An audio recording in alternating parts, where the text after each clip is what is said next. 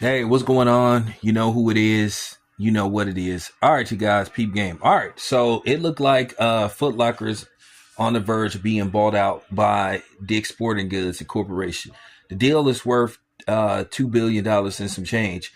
I gotta admit, I didn't even know Dick's had that kind of bread, but nevertheless, it appears they're gonna acquire Foot Locker. They're on the verge of completing the deal, which is around, once again, as I said, $2 billion and some change.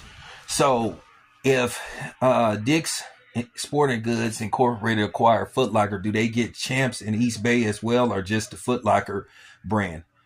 I wonder what they're gonna call it. Would it be called Mini Dicks or Little Dicks or whatever? Listen, don't.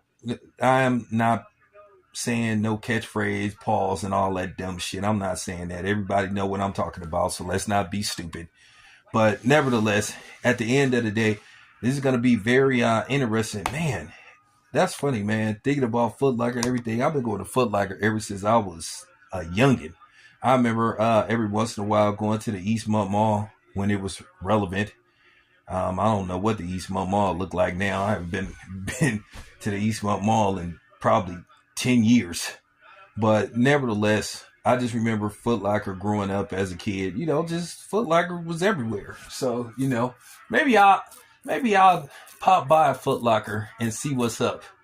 But I find this very interesting that, Dick's Sporting Good is trying to expand their brand. So who knows what this is going to lead to. But you have been hearing for the past couple of years that Foot Locker was having a little bit of trouble because Foot Locker, if I'm not mistaken, closed down a couple of hundred stores. They had announced that about maybe a couple of years ago. So who knows what this means for the near or the distant future as far as sneakers go. But if you go to Dick's pretty much have what Foot Locker had. You get Jordans, you get all that stuff. You get AE1s.